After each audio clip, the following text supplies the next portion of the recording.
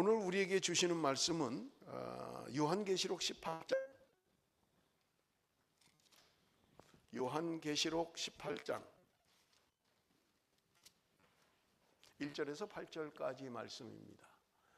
우리 한 절씩 교독하도록 하겠습니다. 제가 한 절 읽고 여러분 한 절 읽고 우리 한 절씩 교독합니다. 이 일 후에 다른 천사가 하늘에서 내려오는 것을 보니 큰 권세를 가졌는데 그의 영광으로 땅이 환하여지더라.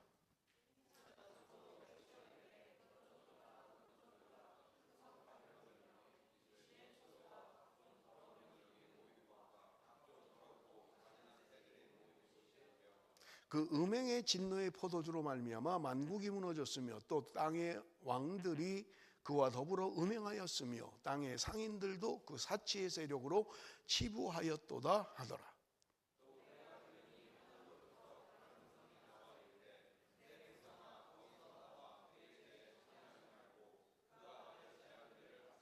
그의 죄는 하늘에 사무쳤으며 하나님은 그의 불의한 일을 기억하신지라.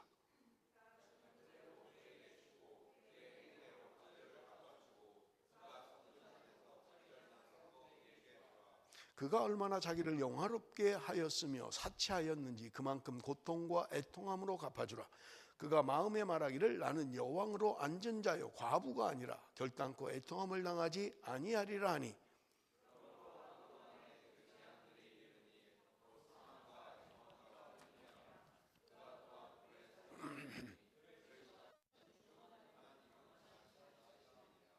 아멘. 여러분 그 요한계시록을 지금 계속해서 설교하고 다음 주를 하면 요한계시록이 끝이 납니다. 다음 주는 요한계시록 21장을 설교하게 될 거고요. 제가 지난주에 예고한 것처럼 사실은 천년왕국에 대한 것을 오늘 말씀을 드리려고 했는데 다음 주 우리가 오늘 18장을 읽었잖아요. 19장이 어린 양 혼인잔치에 대한 겁니다. 그리고 20장이 천년왕국에 대한 것이고요. 21장이 새하늘과 새 땅에 대한 거예요. 그래서 오늘 다음 주에 21장을 설교할 때 바로 앞에 있는 천년왕국을 설명하고 그리고 21장을 설교하는 게 좋겠다 그런 마음이 들어서 천년왕국에 대한 것은 다음 주에 말씀을 드리도록 그렇게 하겠습니다.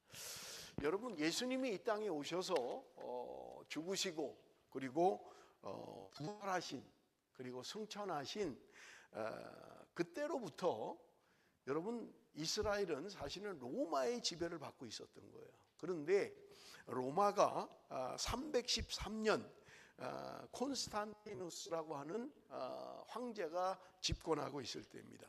이때 밀라노 칙령이라고 하는 기독교를 공인하는 그러니까 로마가 기독교를 자신의 국가 종교로 받아들였던 거예요.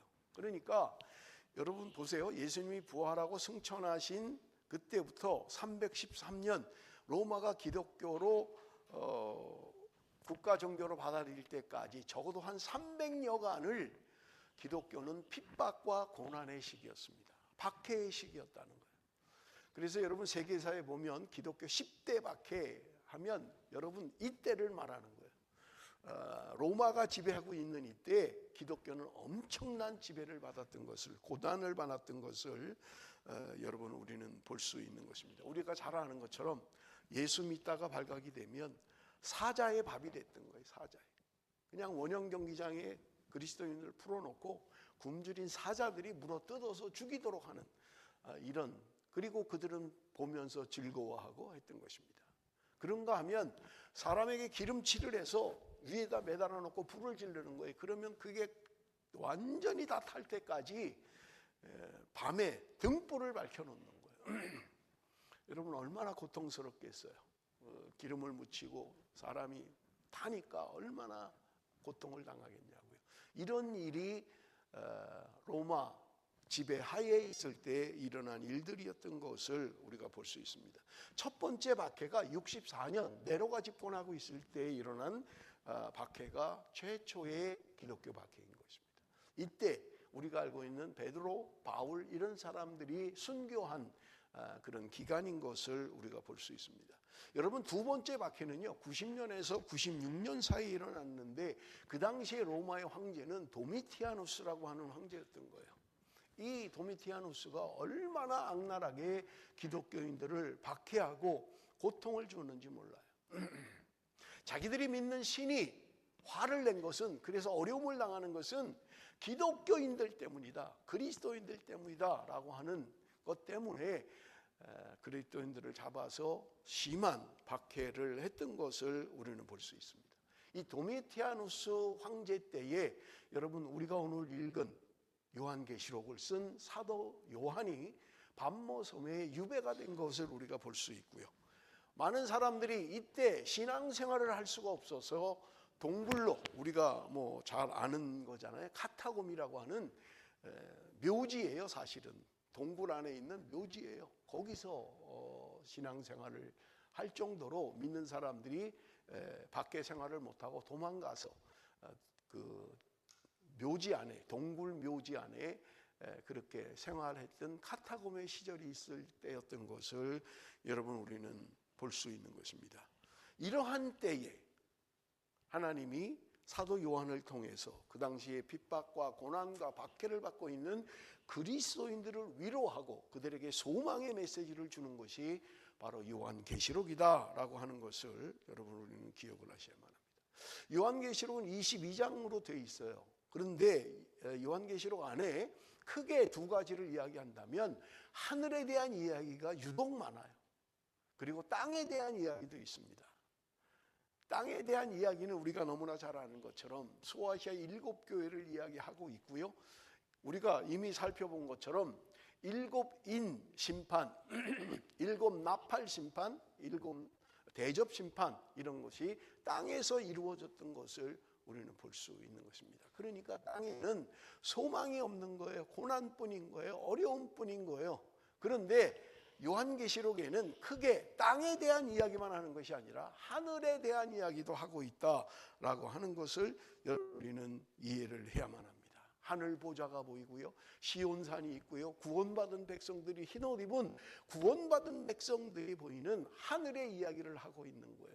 24장로가 하늘 보좌를 둘러 진치고 있는 모습을 보여주고 있는 것입니다.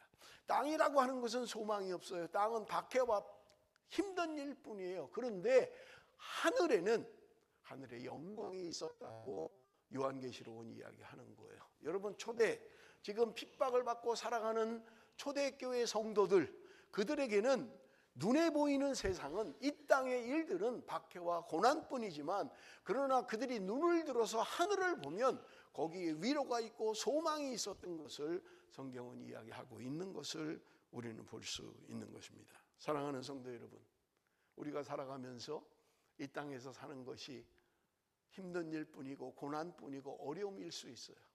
그러나 여러분, 하늘을 바라보면 거기에 위로가 있고 하늘에 소망이 있는 것을 우리에게 말씀하고 있는 것을 우리는 볼 수 있는 것입니다. 여러분, 오늘 본문 18장은 바벨론의 멸망에 대한 이야기를 하고 있는 것을 우리가 볼 수 있어요. 자, 우리 1절 2절을 한번 같이 읽어볼게요. 읽었습니다마는 18장 1절 2절 우리 한번 같이 읽습니다. 다 같이 시작.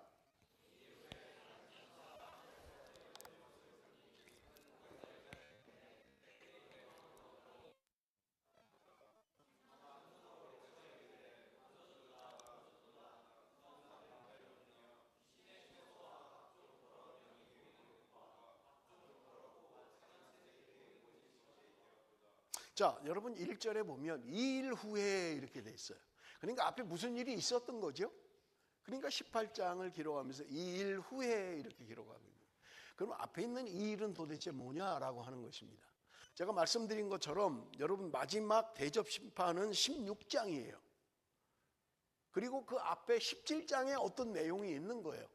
그리고 나서 18장은 지금 2일 후에 이렇게 이야기하고 있는 것을 우리는 볼 수가 있는 것입니다. 17장의 내용은 뭐냐면 여러분, 마지막 7 대접의 심판을 이야기하고 있는 거예요.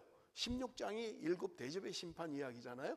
그런데 마지막 7번째 대접이 열리기 전에, 마지막 7 대접의 심판이 있기 전에 있는 일을 이야기하고 있는 것이 17장의 이야기다라고 하는 것을 여러분 우리는 볼 수 있는 것입니다. 그러니까 오늘 본문을 이해하려면 죄송합니다. 앞에 17장에 도대체 무슨 내용인지를 알아야 오늘 18장의 2일 후에라는 것을 이해할 수 있게 된다는 거예요. 자, 그럼 17장에 무슨 내용이 있냐면 조금 깁니다만은 1절에서 5절 우리 내용을 좀 봅니다. 17장 1절에서 5절까지 제가 읽겠습니다. 또 7 대접을 가진 7 천사 중 하나가 와서 내게 말하여 이르되 이리로 오라. 많은 무리에 앉은 큰 음녀가 받을 심판을 내게 보이리라. 땅의 임금들도 그와 더불어 음행하였고 땅에 사는 자들도 그 음행의 포도주에 취하였다 하고 곧 성령으로 나를 데리고 광야로 가니라. 내가 보니 여자가 붉은 빛 짐승을 탔는데 그 짐승의 몸에 하나님을 모독하는 이름들이 가득하고 7 머리와 10 뿔이 있으며 그 여자는 자줏빛과 붉은 빛 옷을 입고 금과 보석과 진주로 꾸미고 손에 금잔을 가졌는데 가증한 물건과 그의 음행의 더러운 것들이 가득하더라. 그의 이마에 이름이 기록되었으니 비밀이라 큰 바벨론이라 땅의 음녀들과 가증한 것들의 어미라 하였더라. 지금 이야기하고 있는 거예요. 1절에 뭘 이야기하고 있냐면요, 무리에 많은 무리에 앉은 큰 음녀라는 것을 이야기해요. 음녀가 많은 무리 위에 앉아 있다, 그렇게 이야기하고 있는 것을 우리는 볼 수 있어요. 그런데 2절에 보면 이 큰 음녀를 따라서 임금들도 음행을 했다. 그런가 하면 땅에 사는 모든 자들이 음행을 저질렀다라고 이야기하고 있는 것을 우리는 볼 수 있는 거예요. 이 음녀, 많은 물 위에 앉아 있는 이 음녀를 따라서 세상의 왕들이, 세상에 사는 사람들이 음행을 저질렀다고 이야기하고 있는 거예요.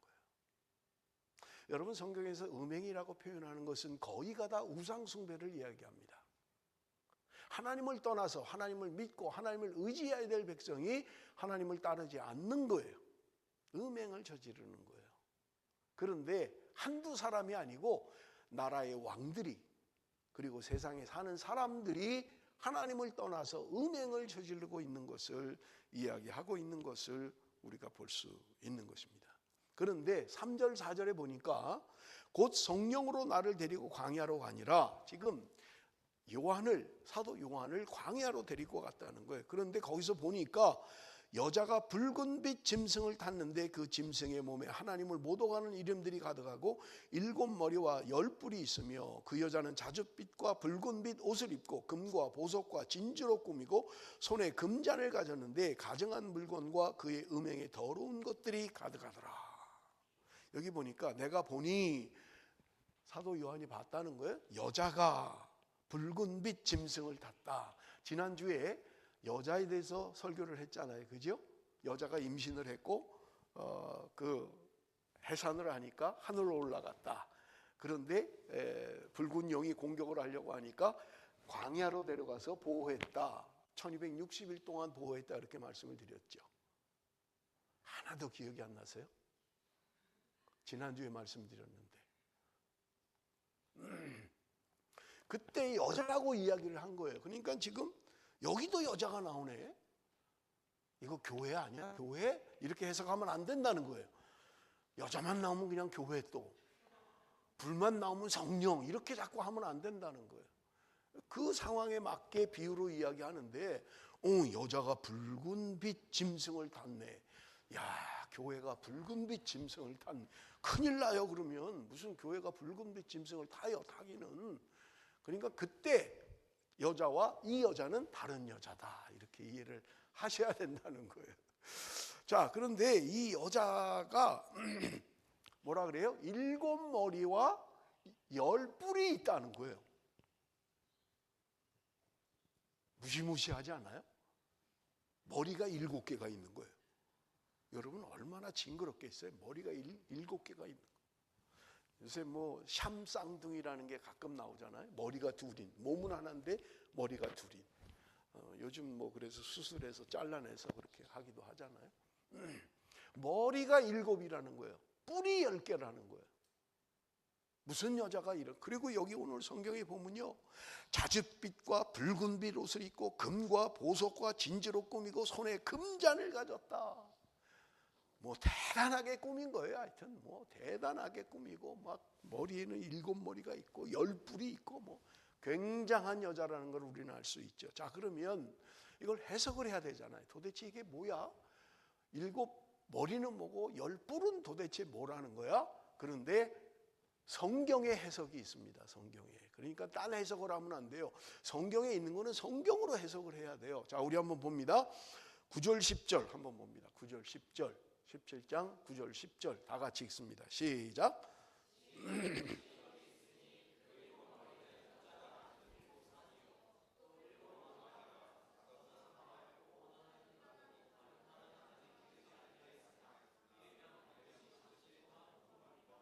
자, 여기 보니까요, 7머리는 여자가 앉은 7산이라고 이야기를 해요.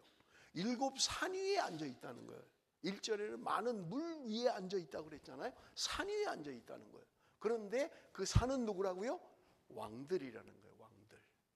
그러니까 세상 왕들 위에 지금 큰 음녀가 앉아 있는 것을 이야기하고 있는 것을 우리는 볼 수 있습니다. 그러니까 다른 해석을 하면 안 돼요. 성경에 왕들이라고 하는데 자꾸 다른 해석을 하면 안 돼요. 자, 그러면 이것은 무슨 의미를 가지고 있느냐라고 하는 거예요. 여러분, 7왕에 대한 해석은 학자들마다 조금씩 달라요. 그런데 3가지로 압축을 할 수가 있어요. 그 첫 번째는 뭐냐면 이 지금 7머리를 가지고 있다, 이 왕들이다 라고 하는 것은 지금 학자들의 해석이 뭐냐면 로마 황제를 의미한다는 거예요. 로마 황제. 그러면 요한계시록을 쓸 당시에 왕이 도미티아누스라 그랬어요. 이 도미티아누스를 기준으로 하면 그 앞에 왕, 5왕, 그리고 지금 있는 왕, 그리고 앞으로 나타날 왕, 그것을 이야기한다는 거예요. 그래서 로마 황제를 이야기하는 것이다 라고 해석하는 학자들이 있다는 거예요. 뭐 동의할 수 없는. 두 번째는요, 7머리라고 하는 것은 7제국을 이야기하는 것이다, 이렇게 해석하는 사람들도 있어요. 요거는 조금 그럴듯해요. 7제국이 있었다는 거예요. 그게 뭐예요? 여러분, 우리가 성경의 역사 가운데 이집트 제국이 있었잖아요. 이집트 제국. 그런데 그 이집트를 물리치고 제국을 형성한 게 아수르 제국이잖아요. 그리고 아수르를 물리친 게 여러분이 대답하라고 기다리는 거예요. 지금 처음 듣는 얘기인데 이러시면 곤란합니다. 아수르를 물리친 게 누구예요? 바벨론이었잖아요. 바벨론. 그런데 바벨론을 물리친 게 누구예요? 페르시아였잖아요. 페르시아. 페르시아를 물리친 건요, 헬라. 우리 원집사님이 혼자 다 대답하시네. 헬라잖아요. 헬라. 그 다음에요, 헬라를 물리친 건요, 로마잖아요. 로마. 그러면 지금 로마 시대에, 로마 왕 때에 요한계시록이 기록이 됐잖아요. 그러면 그렇게 적용을 하면 7제국인데 현재 나라는 로마다, 앞에 5나라는 지나갔다, 5왕들은 지나갔다라는 말은 이집트, 아수르, 바벨론, 페르시아, 헬라 제국은 이미 지나갔다는 거예요. 그리고 한 나라는 아직 오지 않았다는 거예요. 로마 시대를 지나서 아직 한 나라는 임하지 않았다는 거예요. 그럴듯해요. 이 해석이 그럴듯합니다. 물론 동의할 수는 없지만 그럴듯합니다. 그리고 세 번째가 뭐냐면 7이라는 이 숫자는 상징적인 숫자라는 말입니다. 상징적인 숫자. 그럼 뭘 말하냐? 역사 전반에 걸쳐서 짐승과 연관이 있는 하나님을 대적하는 나라들을 총칭하는 말이다. 어떤 왕이나 어떤 제국을 말하는 게 아니라 이것은 상징적인 숫자로 하나님을 대적하는 무리들을 이야기하고 있는 것이다 라고 하는 거예요. 저는 이 말에 동의를 합니다. 물론 사람들이 뭐 숫자에 자꾸 관심을 갖는데, 여러분, 요한계시록을 해석하면서 너무 숫자에 연연하면 안 돼요.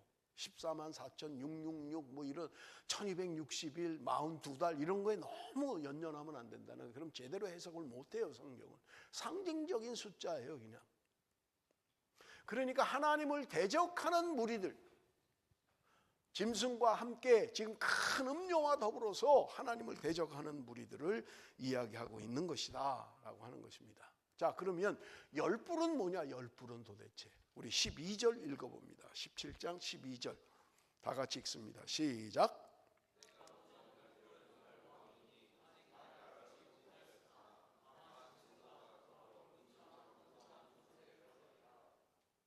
자, 그럼 열불이 도대체 뭐냐라고 하는 거예요. 그런데 여러분, 이 열불에 대한 견해는요, 네 가지로 설명할 수 있습니다. 하나는 뭐냐면 동맹국으로 살아난 로마 제국일 것이다. 여러분, 로마 제국의 분봉왕들, 로마를 다스리는 분봉왕들, 우리도 그랬잖아요. 일본의 지배를 받을 때 일본 천황이 와서 지배한 거 아니잖아요. 그죠? 총독이 와서 우리나라를 다스렸잖아요. 그러니까 로마 휘하의 분봉왕들, 나눠받은 영주들을 이야기하는 것이다 라고 이야기하는 사람들이 있다는 거예요. 그런가 하면 네로가 지금 회생을 해가지고 네로가 살아나서 그 끌고 온 군대를 이야기하는 것이다 라고. 그냥 여러분 이런 설이 있다는 것만 아시면 돼요. 제가 정답은 정답이라고 이야기를 할 테니까요. 세 번째는 말씀드린 것처럼 로마의 분봉왕들, 통치자들일 것이다 이렇게 이야기해요. 그런데 이 열이라는 상징도 마찬가지예요. 어떤 숫자의 의미가 아니라 이것은 상징이라는 말입니다. 세상의 통치자들, 그들을 열불로 표현하고 있다는 거예요. 그런데 머리가 7이고 열불이 난 큰 음료, 여러분 그것을 18장에는 큰 바벨론이라고 이야기하고 있는 거예요. 세상을 통치하는 통치자, 짐승이라고도 이야기하고 있고요. 우리가 이미 살펴본 것처럼 여러분 옛뱀, 용, 마귀, 사단 이런 것을 의미하는 것을 우리는 볼 수 있는 것입니다. 그런데 문제는요 15절이에요. 17장 15절 우리 한번 같이 읽어봅니다. 다 같이 시작.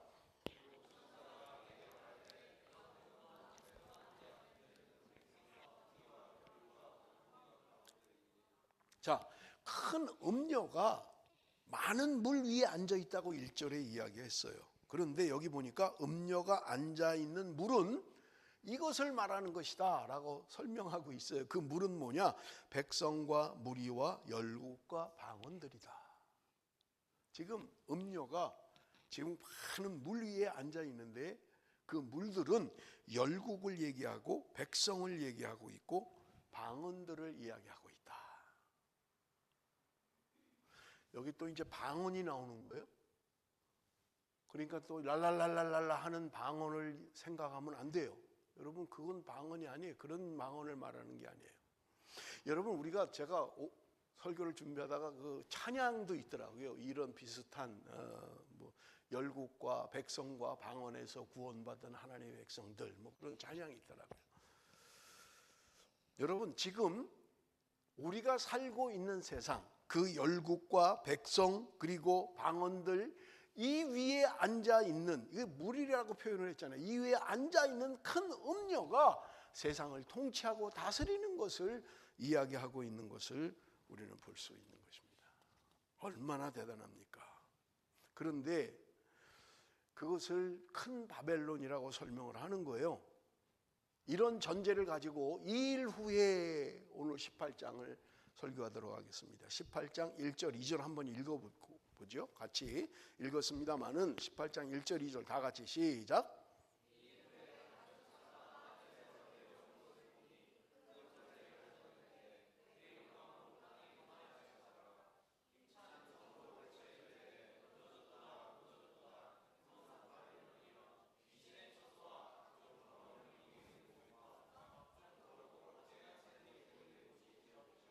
지금 사도 요한이 본 첫 번째 천사, 말해준 그 천사 말고 또 다른 천사가 하늘에서 내려왔다는 거예요.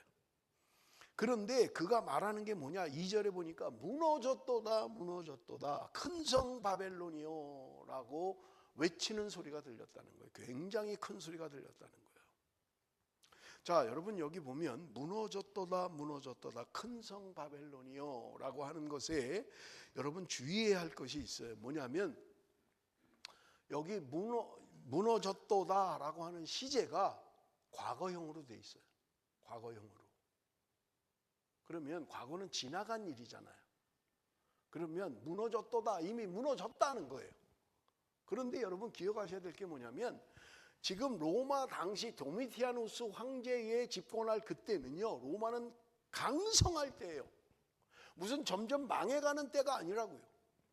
엄청난 힘으로 통치하고 세계의 모든 길은 로마로 통한다. 팍스 로마, 로마의 평화, 어디든 로마가 가면 평화가 있다. 이런 주장을 하고 강성할 때예요. 망해가던 때가 아니라고요. 그런데 지금 이야기하는 거예요. 천사가 이야기하는 무너졌도다. 무너졌다는 거예요. 과거로 이야기하고 있는 거예요. 아니 뭐 지금 로마가 좀 망해가고 좀 뭐 전쟁에 지고 뭐 이렇게 좀 그런 것 같으면 이해가 되는데, 가장 강성할 때 바벨론, 로마 망했다, 너희는 무너졌다라고 이야기하고 있는 것을 우리가 볼 수 있어요.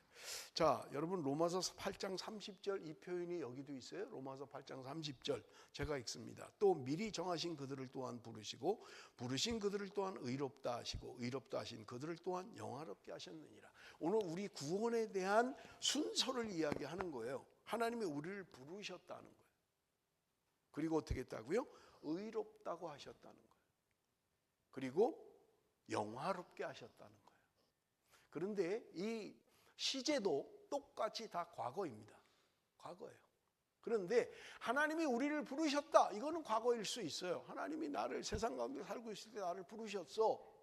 그리고 하나님이 나를 여기 오늘 본문에 하면 의롭다고 하셨어, 의롭게 하셨어, 이거 과거예요. 그런데 여러분, 영화롭게 하셨다라고 하는 것은 개인이든 국가든 이건 미래의 일입니다. 우리가 죽어야 영화가 되는 거예요. 그런데 부르시고 의롭게 하시고 그리고 영화롭게 하셨다라고 성경은 이야기하는데, 이 시제가 다 과거형입니다. 아니 그러면 앞으로 되어질 일, 아직 안 왔는데 앞으로 되어질 건데, 우리는 죽으면 그리스도 안에서 영화롭게 될 거예요. 주님이 재림하시면 우리는 영화롭게 될 것입니다. 그거는 미래의 일이잖아요. 아직 오지 않았잖아요. 지금 우리는 살아있잖아요. 죽어야 이루어지는 건데. 그런데 왜 성경은 이거를 과거로 이야기하고 있느냐 하는 거예요. 이런 표현을 신적 과거다 그렇게 이야기합니다. 신적 과거라는 거예요. 확정적으로 이야기하는 거예요. 이거는 뭐 이렇게 되고 저렇게 되고 할 수 있는 게 아니라 확실한 것을 이야기하는 거예요. 우리가 영화롭게 되는 것은 하나님의 부름을 받은 사람이, 우리가 의롭게 된 사람이 반드시 영화롭게 된다는 거예요. 선택의 문제가 아니라는 거예요. 그래서 여러분 오늘 여기 본문에 이야기하는 것은 무너졌도다 무너졌도다 하는 것은, 지금 로마 제국은 아주 강성한 때이지만 이 제국은 반드시 무너질 거라는 것을 이야기하고 있는 거예요. 여러분 말씀드린 것처럼 여러분 이것은 초기 기독교, 로마가 집권하고 있고 로마 황제들이 박해를 하는 때라고 말씀을 드렸잖아요. 그러면 그때 여러분 얼마나 힘들었겠습니까? 그러나 여러분 기억하실 게 있습니다. 오늘의 시점에서 한번 보자고요. 오늘의 시점에 2000년 전에 초대교회 교인들에게 주신 말씀이지만, 이 말씀을 오늘로 가져오면 우리는 이미 알고 있잖아요. 로마가 어디 있어요 지금? 로마 어디 있냐고요? 그 로마 제국이 어디 있어요? 없어요. 망하고 없다고요 지금. 그러면 말씀을 주신 요한계시로 받은 그 당시 1차 독자들, 말씀을 받은 원독자들은 지금 이 말씀이, 여러분 망하긴 뭘 망해, 로마가 어떻게 망하는 거야, 이 강대한 나라가 이럴 수 있어요. 그런데 오늘의 시점에서 우리가 보면 망했지, 로마 없어졌지, 이 시구상에 없는 거야. 그러면 여러분 우리 그리스도인들은요 두 개의 시점을 가지고 있어야 돼요. 하나는 뭐냐, 그 원 시점, 그 처음 말씀을 받았던 원독자의 시점인 반면에 여러분 미래의 시점을 우리는 가지고 있어야 된다는 거예요. 제가 지난주에 말씀드렸죠. 세상은 세속사를 가지고 있는 거예요. 세상의 역사를 가지고 있다고요. 그런데 오늘 그리스도인들은 세속 안에 우리가 살고 있지만 우리는 구속사를 가지고 있어야 되는 거예요. 하나님의 구원의 역사를 가지고 바라봐야 된다는 말입니다. 이 땅이 비록 힘들고 어렵고 핍박과 고난의 시기인지 모르지만 이것도 지나갈 것이고 하나님은 반드시 멸망시킬 것이라고 말씀하고 있는 것을 여러분 기억을 하셔야 된다는 말입니다. 그렇다면 오늘 이 땅을 살아가는 저와 여러분 이 땅에 힘들고 어려운 일을 만날 수 있어요. 왜 나만 이런 어려움을 겪는 거야? 왜 나만 이렇게 힘들지? 라고 할 수 있어요.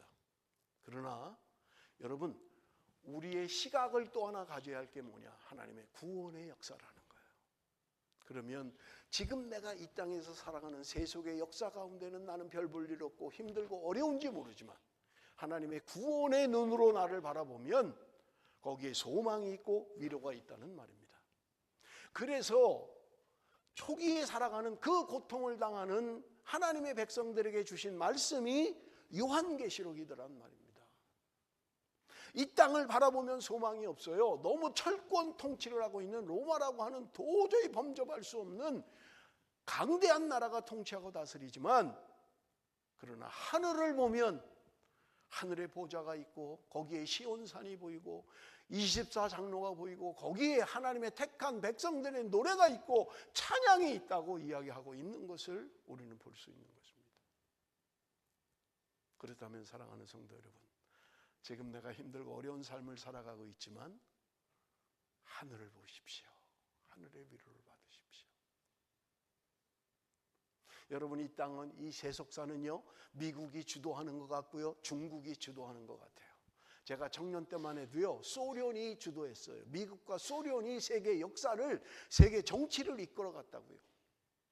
그런데 제가 20살 어간에 그 소련이 멸망하더라고요. 저는요, 소련은 절대 망하지 않을 거라고 생각했어요.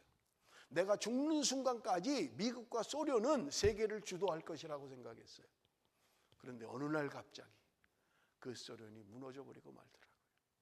그렇다면 여러분, 지금 이 세계를 이끌어가는 것, 미국, 중국이 아니라 그들도 언젠가는 멸망해버릴 하나님의 구원의 역사, 하나님의 구속사를 읽어낼 수 있어야 된다는 말입니다.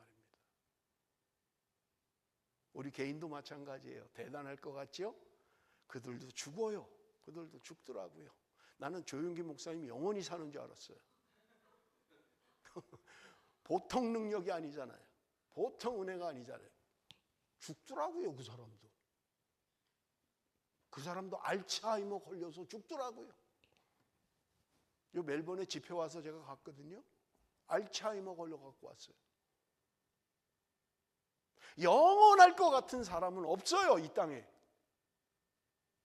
저 사람의 능력이, 저 사람이, 그런 거 없어요. 결국은 우리가 구속사의 관점으로 보면 다 끝나버리고 마는 거예요. 여러분, 그렇다면 지금 내가 이 땅을 살아가는 동안 나는 어떤 삶을 살아야겠느냐 하는 것입니다.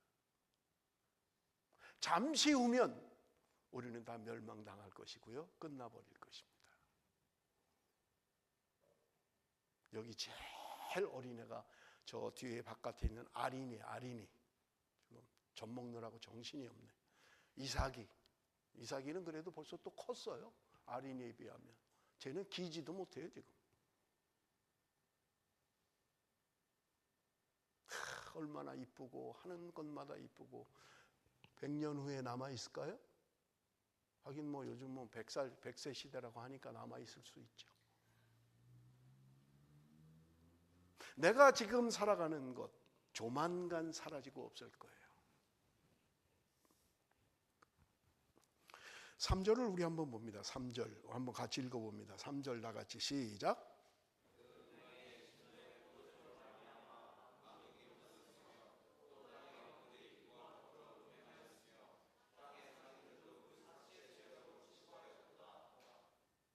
지금 큰 음료, 큰 바벨론, 그들을 따라서 지금 만국이 무너지는데 왜 무너질 수밖에 없냐?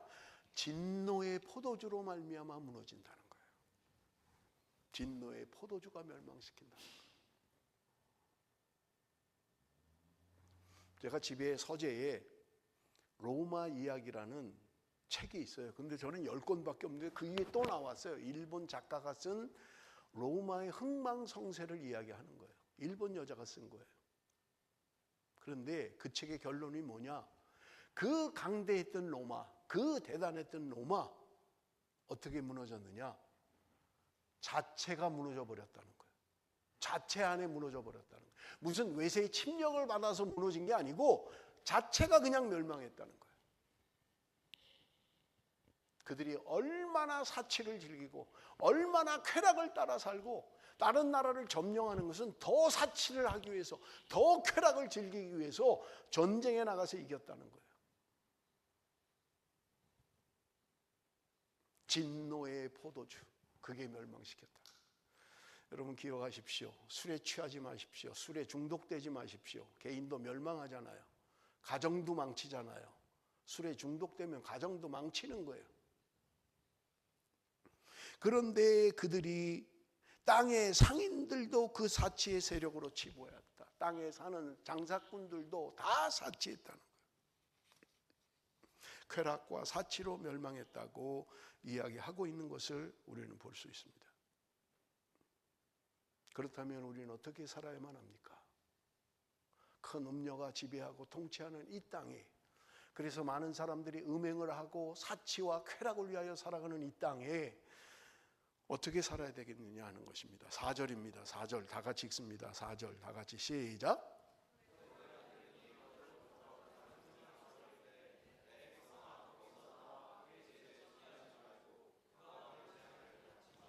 천사가 나타나서 이야기합니다. 내 백성들아, 거기서 나와라. 거기서 나오라는 거예요. 큰 음녀가 통치하는, 짐승이 통치하는, 마귀와 사단이 지배하는 이 세상에서 나오라고 이야기하는 거예요. 어디로 나오라는 거예요 도대체? 어디로? 어디를 가면 이런 곳이 있을까요? 여러분, 장소의 의미를 이야기하고 있는 것이 아니잖아요. 떠나야 된다는 거예요. 떠나야 된다는 거예요.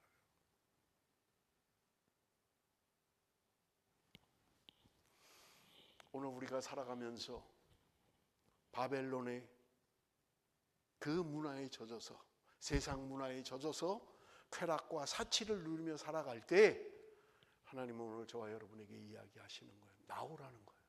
그곳으로부터 나와야 된다고 이야기하고 있는 것을 우리는 볼 수 있는 것입니다.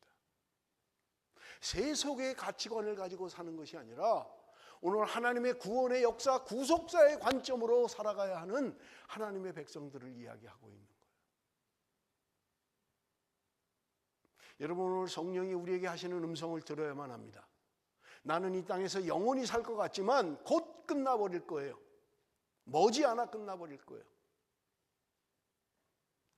몇십 년 안에 끝나버릴 사람도 있고요. 아무리 길어도 100년 안에 끝나버릴 사람도 있을 것입니다. 우리가 세속의 문화에 젖어서 세속을 따라 산다면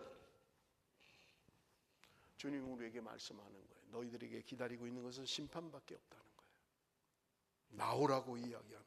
거기서 나오라고 외치는 거예요. 내가 지금 믿고 살아가는 건, 내가 추구하고 살아가는 여러분 세속의 철학과 원칙과 목표를 향하여 가는 것이 아니라 오늘 우리는 하나님의 백성으로서의 삶을 살아야 된다고 이야기하고 있는 것을 우리는 볼 수 있습니다. 5절 말씀입니다. 그는 그의 죄는 하늘에 사무쳤으며 하나님은 그의 불의한 일을 기억하신지라. 음녀가 하는 일들, 바벨론이 하는 일들을 하나님은 기억하고 계시다고 말씀하고 있는 것을 우리는 볼 수 있습니다. 여기 보니까 그의 죄는 하늘에 사무쳤다. 하늘에 사무쳤다는 말은요, 악교 아시죠? 악교, 본드. 이런 일반 풀로 뭐 이렇게 붙이면 뭐 그것도 좀 뭐 견고할 수 있지만 본드로 붙이면 잘 안 떨어지잖아요. 그죠? 옛날에는 악교라 그랬어요. 악교. 그걸 녹여서 그걸로 뭐 붙이고 나무도 붙이고 이렇게 했던 거예요. 여기 붙이다라는 말은 악교로 붙인 것과 같다는 거예요. 견고하다는 거예요. 안 떨어진다는 거예요. 로마 제국의 죄에다가 악교로 덧칠을 해서 거기에 붙여버린 거예요. 떨어지지 않는 거예요. 그런데 하나님은 그들의 죄악을 기억하신다고 말씀하고 있는 거예요. 그들의 말이나 그들의 행동이나 그들의 모든 것들을 하나님은 기억하고 계시다는 거예요. 그렇다면 하나님이 오늘 우리를 기억하는 것은 우리의 죄악된 것만 기억하시는 것이 아니라 우리가 이 땅에 살면서 하나님의 백성으로 온전히 어린 양 예수 그리스도를 따라가는 그 선한 일들도 하나님은 기억하고 계시다는 거예요. 하나님은 속일 수가 없어요. 내가 입으로 표현하지 않은 마음까지도, 생각까지도 하나님은 기억하고 계신 거예요.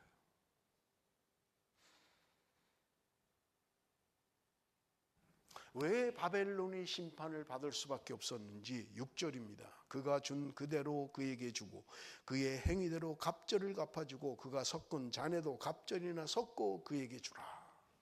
그에게 주라는 거예요. 여러분, 제가 말씀을 준비하면서 이런 우리 표현 가운데 그런 거 있잖아요. 다른 사람 눈에 눈물을 흘리게 하는 자는 지 눈에 피눈물이 난다, 뭐 그런 얘기들을 하잖아요. 다른 사람을 아프게 하면 넌 더 아파져. 다른 사람 눈에 눈물을 흘리면 너는 피눈물을 흘릴 거야, 뭐 이런 표현들이 있잖아요. 그 말씀이 떠올랐어요. 갚아줄 것이다. 그들의 행위대로, 그들의 생각대로, 그들의 한 것대로 내가 갑절로 갚아줄 것이다. 지금 이야기하고 있는 것을 우리는 볼 수 있는. 사람을 의식하면 넘어집니다.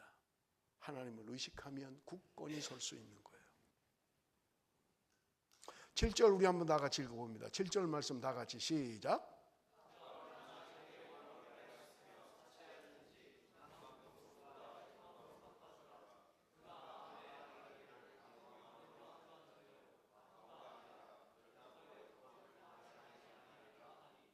그가 얼마나 자기를 영화롭게 했는지, 자기가 얼마나 사치를 했는지 그만큼 고통과 애통함으로 갚아주라는 거예요.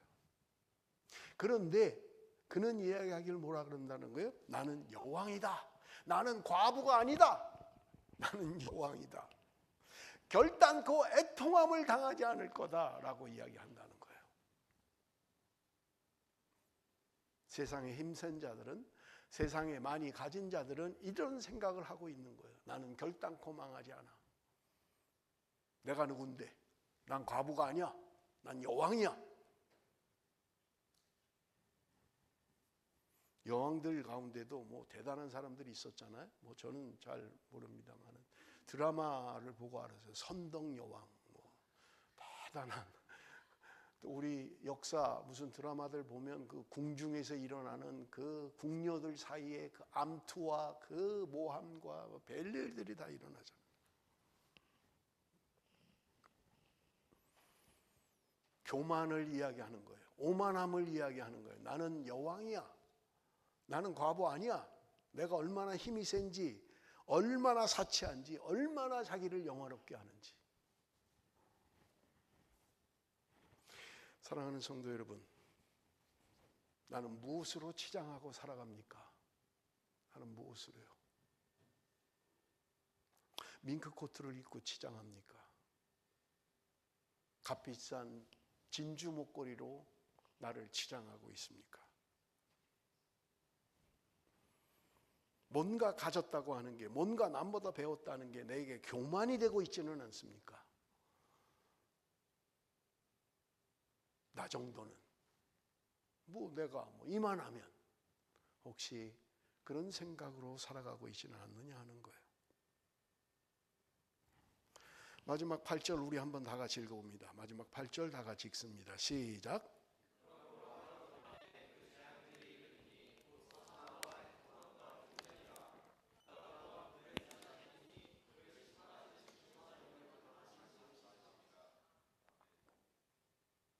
여러분, 여기 오늘 보면 하루 동안에 그 재앙들이 이르게 될 것이다.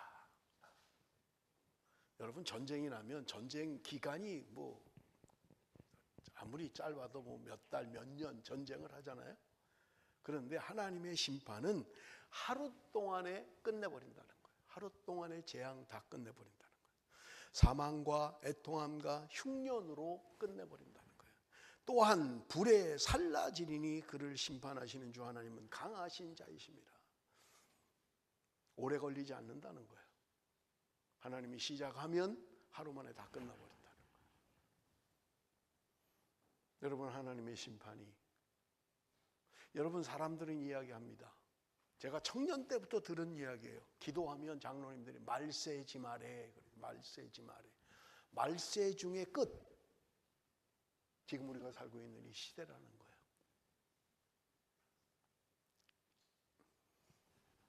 여러분, 바벨론 제국의 벨사살, 느부갓네살의 아들 벨사살, 그는요 이스라엘 백성들을 포로로 끌고 와서 거기 성전에서 쓰는 그 도구들을 창고에다 모아놓은 거예요.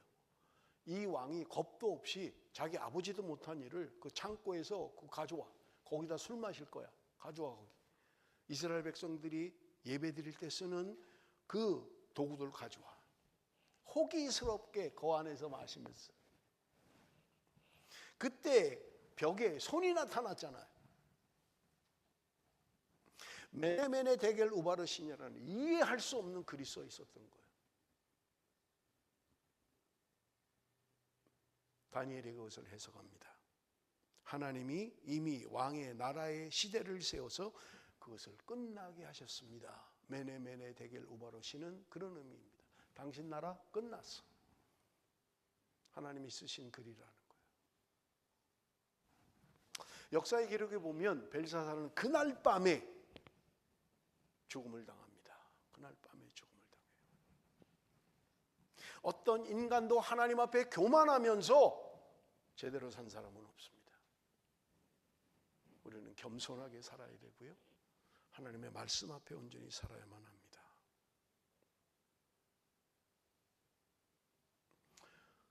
말씀을 마치겠습니다. 여러분, 우리는 우리가 살아가는 세속사로 살아가야 할 사람이 아니라 하나님의 구원의 역사, 구속사로 살아야 될 사람들입니다. 하나님 오늘도 저와 여러분을 빨리 나오라고 이야기하는 거예요. 너희가 거기 살아있는, 그리고 쾌락과 사치를 즐기는 세상으로부터 나오라고 이야기하는 거예요. 구별된 삶을 살라고 말씀하고 있는 거예요. 그것이 하나님이 오늘 저와 여러분에게 하시는 음성인 것입니다. 말씀이 들려질 때 우리는 순종해야만 합니다. 나와야 합니다. 그것이 살 길입니다. 이 땅의 어려움을 보면 소망이 없어요. 그런데 하늘을 보면 소망이 있습니다. 하늘에 위로가 있습니다. 사랑하는 성도 여러분, 내가 승리할 수 있는 것은 하나님의 은혜 안에 있을 때, 믿음 안에 있을 때 우리는 승리할 수 있는 거예요.